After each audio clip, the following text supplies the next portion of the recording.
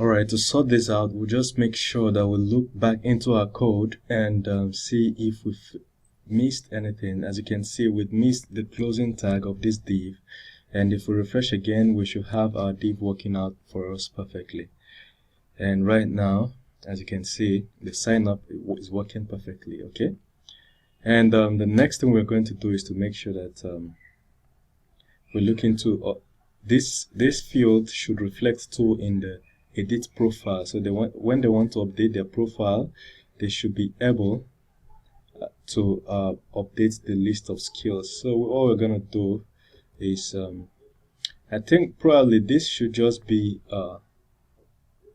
this should be more like not a text field.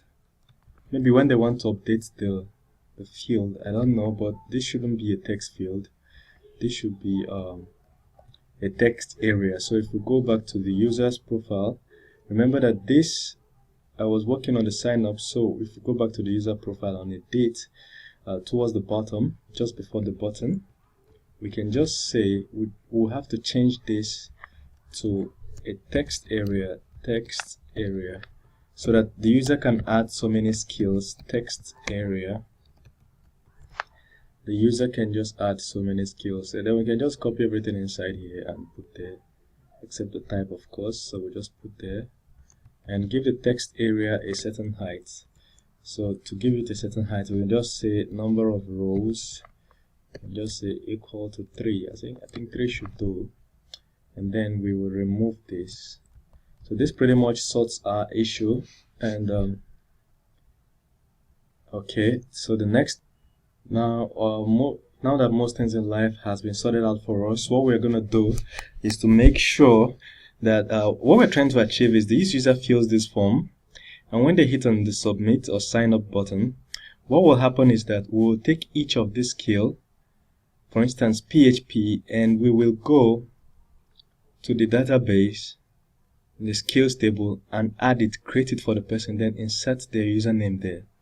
You get? So this person doesn't have to enter skills one by one. Once they fill up this field, we'll automatically populate the list of skills for them. So what we're gonna do is we will write the code that will just take this list of skills and populate the skills table. That's a very smart way of making sure that the user doesn't have to fill one by one, at least when they're signing in. But after they've signed in, they can now enter more details. So, but what we can do from the skills table is to make sure that our skills table has a description, so somebody can tell us more about the skill. So we can just add 2 more fields. I can just say that we need 2 more fields in the skills table after name. So the first field, just to be sure of what I have here, 2. So the first field we'll have is link. So if the person has a link to give us that will prove a URL, let me just say URL, a URL that to give us to prove that they have that skill, probably their GitHub URL or something. So we just put it at 255, and then we make sure that it can be null. Then the next thing is a description of further details. So this person can give us a description, and the type will be text, and there will be nothing there. And of course, it can be null, so that the person can actually fill it beforehand. Okay, so we just say save, and that sorts out our table. We can still add more because skills can be grouped into categories. So we can add it later on, but now we just want to get the MVP out. Alright, the next thing we'll do is to go to you know, this form, this sign up form is submitting to the user's controller, and the sign up in the user's controller. So if we go to user's controller, not user's controller, sorry, if we go to auth controller, we go to auth, we will see that there is a sign in and then there is a sign up. So this post sign up handles the sign up, the entire sign up. So what we're going to do is to make sure that after this verification, we will come down somewhere around here, just before the user is saved. Okay. After the user is saved, what we can do is to split all the we can get the field, the skills field.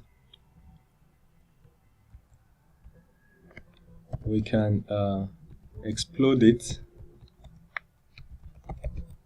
and we will save each in the skills table. So these are the two things we'll accomplish in the next video. So for now, I'm just going to comment this out, and this is how you find the skill field in raw PHP. So in the next video, we will do these two things so that we can populate our skills table with this user's details. Thank you very much, and see you in the next video.